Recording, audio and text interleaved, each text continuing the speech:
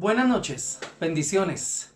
Hoy un día más para darle toda la gloria y toda la honra a nuestro Señor y para estudiar la palabra de Dios, que siempre será un consejo maravilloso para cada uno de nosotros. Hoy voy a hablar sobre un tema que es inherente a la vida que nosotros llevamos y cómo podemos considerar el hecho de justamente entendernos y entendiéndonos poder prepararnos para estar con Dios por la eternidad. En algún tiempo Dios me permitió leer una trilogía de libros muy hermosos de un autor, eh, Guashmani. Y esos tres libros tenían un nombre particular. El uno era cuerpo, el otro alma y el otro espíritu. Para entender que nosotros somos tripartitos. Y justamente es así que hoy he decidido hablar sobre un tema particular y es sobre el hombre natural. La palabra de Dios es inspirada por Dios y útil justamente para enseñar, para redarguir, para exhortar. Y definitivamente la Biblia no, lo que es un montón de imágenes que nosotros nos podemos hacer del mundo, de la vida, de nosotros, del milagro, de tantas cosas, una especie de como un álbum familiar o un álbum de la familia que es la raza humana. Y entonces es mostrada a través de las letras, pero que si usted cierra los ojos muy seguramente va a poder ver cosas maravillosas. Alguna vez un predicador, del cual ahorita no me acuerdo el nombre, pero se parecía mucho a Nelson Ned. Era pequeño, bajito, pero él predicaba contando las historias de la Biblia de una manera tan particular. A mí jamás se me olvidará Juan capítulo 21 y el encuentro que Jesús tiene con sus discípulos allí en aquel lugar donde ellos neciamente habían ido a pescar, porque él lo describió y lo contó de tal manera que es como si lo metiera uno dentro de la historia. Y para mí fue maravilloso. Y yo creo que la Biblia es eso, justamente son un montón de cuadros que nosotros podemos visualizar y del cual nos podemos llevar la mejor de las ideas y la mejor de las enseñanzas. Las imágenes de ese álbum de Dios son absolutamente realistas. Y digamos que no han sido pasadas por Photoshop, ¿no? No han sido ni mejoradas ni perturbadas, sino que están ahí. Y por eso a veces digamos que no son los mejores cuadros o no son de lo que más nosotros pudiéramos digamos que vanagloriarnos, sino por el contrario hay cuadros de la Biblia en la cual nosotros como seres humanos tendríamos que avergonzarnos. Con el hombre natural nos referimos es al ser humano que no cree en Cristo, que nunca llegó a nacer de nuevo, probablemente alcanzó a saber de Cristo, pero nunca nació de nuevo. Y justamente ahí en Efesios capítulo 2:13 se describe con palabras como por naturaleza, ¿sí? Y ya vamos a ver justamente Efesios 2, es un estudio de ese texto, porque justamente para el hombre natural las cosas de Dios son locura y no las puede entender porque se han de discernir justamente de manera espiritual. Entonces, en este estudio lo que vamos a mirar en el álbum de Dios es justamente la foto de esa humanidad caída, esa humanidad que no alcanzó a percibir, a recibir, a asimilar justamente el amor de Dios e introducirlo dentro de su devenir diario.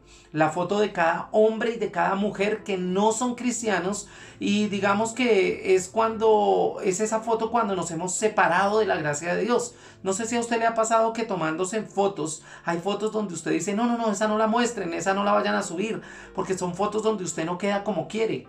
Pero ante la realidad de la palabra, ante el espejo de la palabra, nosotros no podemos mentir. Y entonces digamos que ahí en Efesios capítulo 2 pues vemos toda un cuadro presentado acerca del hombre que no cree a Dios. En Génesis capítulo 6 y versículo 5 dice, el Señor vio que la gente en la tierra era muy mala y que todo lo que siempre pensaban no era más que maldad.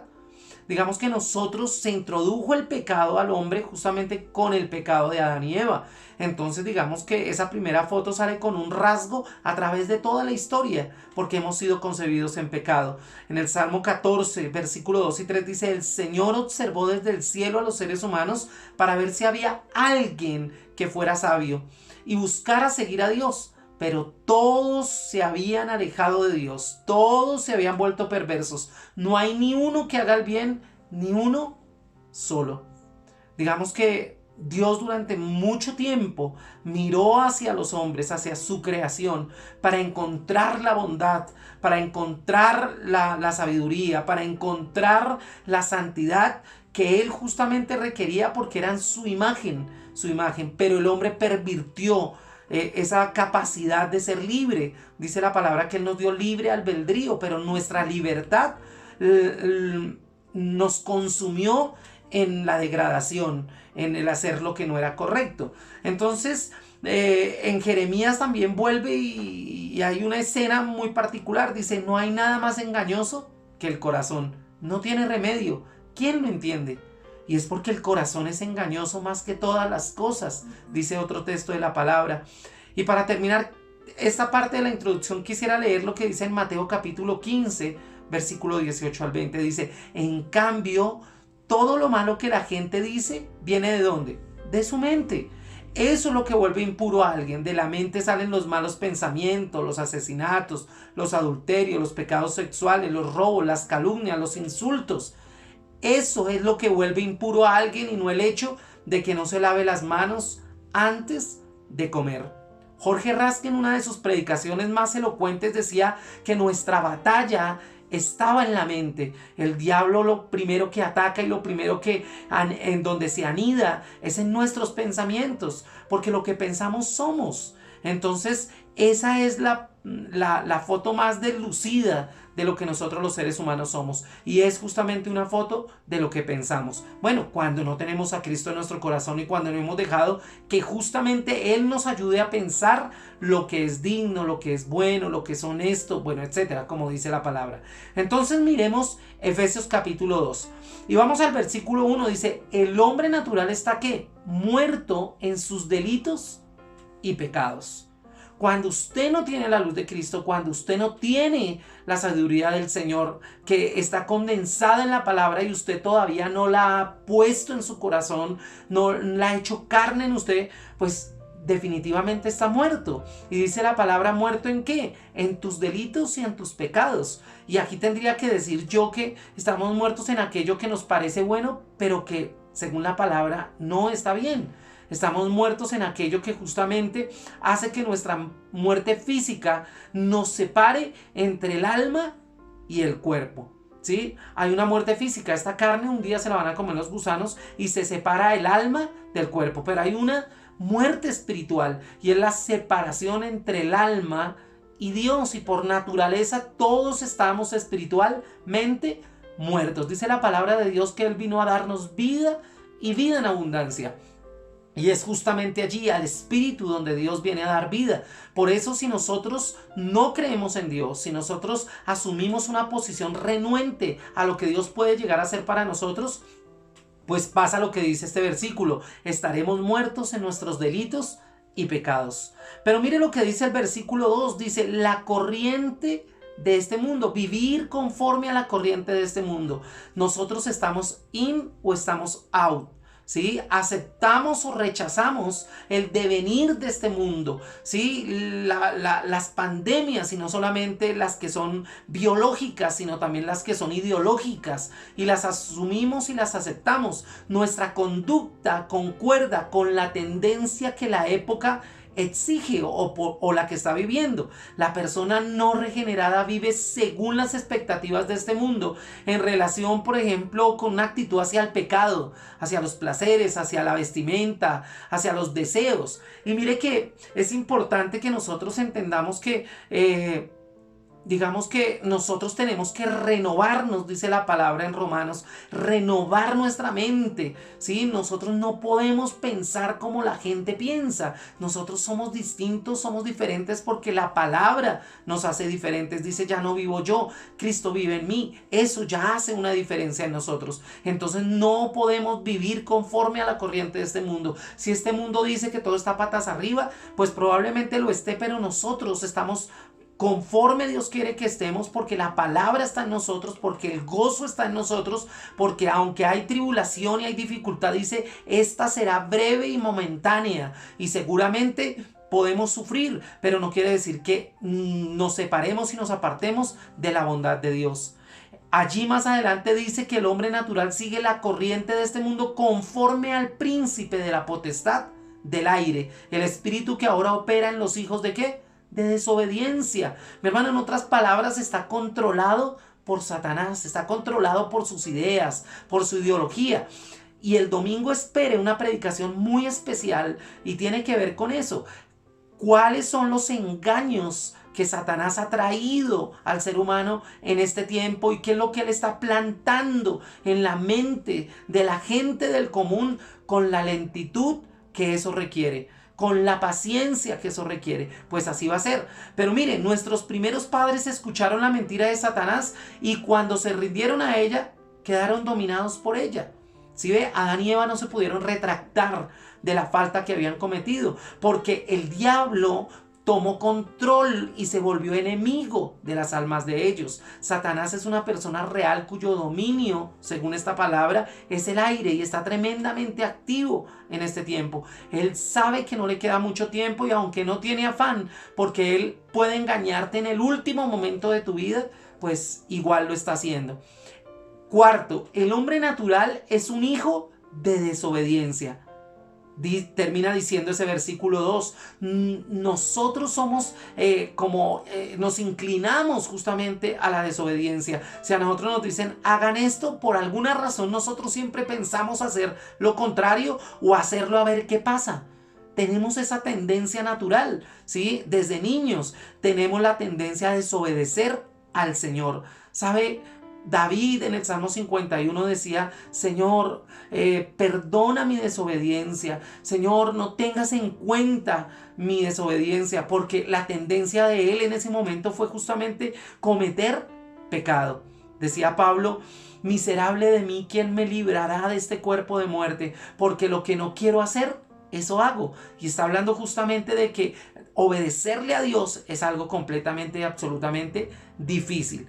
Quinto, el hombre natural quiere dar gusto a los apetitos de su naturaleza pecaminosa y seguir sus deseos y sus pensamientos. Ahí en el versículo 3, la palabra apetito no se refiere necesariamente a cosas repugnantes o impuras, sino a lo que deseamos naturalmente. Definitivamente uno desea lo que quiere, ¿no es cierto? Cuando uno pasa por una panadería y siente el olor así bien rico y a usted le gusta ese roscón así con arequipito calientico y toda la cosa, pues el deseo lo lleva justamente a saciar esa necesidad. Y justamente al estar espiritualmente muertos y controlados por Satanás, nuestros deseos son carnales. Y justamente eso nos hace ser sensuales, nos hace ser pervertidos. Y note la palabra, los deseos de nuestra carne. Entonces tenemos que tener cuidado con eso, porque es natural. Es propio del hombre natural que tenga deseos de la carne y que tenga la necesidad de irlos ¿cómo se dice? A cumplir, ¿sí? A saciar. Esa es la palabra. Sexto, el hombre natural es un hijo de ira. Esto significa que por naturaleza, escuche bien, hombres y mujeres están condenados y bajo sentencia ¿de qué? De muerte, porque justamente la ira trae muerte. Nosotros tenemos que ayudar a este tipo de personas a que entiendan que justamente nosotros no podemos hacer uso de esa sentencia de muerte, que más bien cuando nosotros creemos en la consumación de Jesús, de la muerte de Jesús en la cruz y la resurrección al tercer día, lo que nosotros estamos aceptando es que rompemos esa sentencia de muerte y ahora podemos tener vida y vida en abundancia. Entonces nosotros tenemos que tener cuidado. Nosotros podemos estar bajo bendición o bajo la ira de Dios, porque la ira de Dios está con los pecadores. Sí, Dios es un Dios amoroso, pero también es fuego consumidor. Y a veces se nos olvida esa partecita y nosotros pecamos y creemos que Dios nos va a amar y nos va a perdonar tantas veces sea necesario, pero dice que el Espíritu de Dios no contenderá para siempre con el del hombre. Y por eso nosotros tenemos que caminar como Él quiere que nosotros caminemos. Séptimo, el hombre natural está sin Cristo, ¿sí? Sin Cristo. Mire lo que el Señor Jesús dice en Juan 14:6, ¿no es cierto? ¿Qué dice Juan 14:6? Todos lo sabemos. Y por eso es importante que nosotros estemos siempre unidos a Él. No podemos estar separados de Él. Millones en el mundo hoy están separados de Él porque no han aceptado el amor de Cristo, porque no han asumido que Él nos amó de tal manera que murió justamente por nuestros pecados, que Él es el único Salvador de nuestras vidas. No hay otro Salvador, no hay una tabla diferente que nos salve. Entonces nosotros tenemos que velar por eso, y por eso el octavo punto es claro, y está ahí en el versículo 12 de Efesios, y dice: el hombre natural está alejado de la ciudadanía de Dios. Nosotros somos ciudadanos del reino cuando hemos aceptado a Cristo en nuestro corazón, pero dejamos de ser ciudadanos del cielo cuando no lo aceptamos, cuando rechazamos esa posibilidad. La persona no regenerada es un vagabundo, un marginado, es un visitante de una tierra que es inmoral y que será destruida, porque dice la palabra que habrá cielo nuevo y tierra nueva. Somos desplazados espiritualmente cuando no aceptamos a Cristo en nuestro corazón. Es alguien que no tiene un país. Mire, usted puede ser colombiano, ¿sí? Pero esa ciudadanía se pierde cuando ya usted se muere. En cambio, si usted acepta a Cristo en su corazón, desde hoy adquiere una ciudadanía celestial. Usted ahora es habitante y es un miembro del reino de los cielos y acepta esa ciudadanía. Entonces, esa es la situación que obviamente usted como cristiano acepta, pero si no acepta a Cristo, esa ciudadanía nunca va a ser suya. Y justamente va a ser un hombre sin hogar, sin país, sin eternidad. Noveno, el hombre natural es un extranjero. ¿Sí? Dice, un extranjero no tiene derecho ¿a qué? A nada de parte del reino de los cielos. ¿Sí ve? Los extranjeros tienen restricciones en cada país. Inclusive hoy escuchaba una noticia y se nos prohibió a los colombianos entrar a Italia. ¿Por qué? Porque tenemos un nivel muy alto de contagios y ellos no quieren repetir o no quieren volver a ver las consecuencias de la pandemia. Entonces nos negaron esa ciudadanía. Es algo así: cuando usted es extranjero, usted pierde privilegios en el lugar donde debiera estar. Nosotros debiéramos estar todos apuntados con la ciudadanía del reino, pero nosotros cuando no aceptamos a Jesucristo, cuando rechazamos lo que Dios tiene para nosotros, rechazamos una ciudadanía nueva. El hombre natural, 10º punto, está sin esperanza. Y sigo allí en el versículo 12. Un extranjero está desamparado. Sí, pues hablando de la relación que hay entre ser extranjero y no tener esperanza. Pues un extranjero está desamparado. Y sin Cristo, pues su situación puede ser justamente desesperada. Cuando una persona está mal en un país, acude a su embajada, acude a ese lugar donde pueden ayudarle, recibirlo. Pero hablemos de que la ciudadanía del Señor está solamente en Él. Solo podemos ir allí. Entonces la situación se vuelve desesperada. ¿Sabe? Si hay algo que le falte a la humanidad, es esperanza.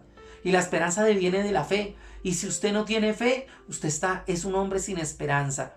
El 12 es: el hombre natural está sin Dios. Imagínense, extranjero, sin esperanza y sin Dios. Una persona que no cree es como algo así como un granjero que siembra, pero está seguro de que no va a cosechar. Algo así pasa con el hombre que no ha entendido la verdad de Dios, el hombre natural, ese hombre que todavía no acepta a Cristo en su corazón. Entonces nosotros tenemos que entender que somos en las manos de Dios como un ave que no tiene que sembrar, pero que igual come cada día porque Dios le provee. Y Dios nos da esa esperanza. Dios dice que Él no nos desamparará, que Él nos cuidará, que Él estará con nosotros hasta el fin. ¿Usted no quisiera estar así? Y por último, el hombre natural, ahí en el versículo 15 y 16 de ese capítulo de Efesios, dice que el hombre natural es un enemigo de Dios. Por naturaleza odiamos a Dios. He aquí pues cómo es el hombre natural. Yo espero que estas características no sean sus características, que por el contrario usted pueda estar seguro de que es un hombre espiritual, de que es una mujer espiritual, de que el Espíritu Santo vino a reinar en su espíritu y que ahora usted no se deja guiar por los deseos de la carne, sino se deja guiar por la palabra de verdad, que ahora usted puede no caer en la tentación, que usted ahora puede decidir sobre sus deseos, controlar sus apetitos y por el contrario vivir una vida santa. Usted no es un hombre arruinado por el pecado, usted no está bajo el dominio de Satanás y por tanto usted es un hombre que está en las manos de un Salvador, en las manos de alguien que ha venido a darle vida y vida eterna. Deje que la obra regeneradora del Espíritu Santo penetre en usted y empiece a hacer un cambio de adentro hacia afuera.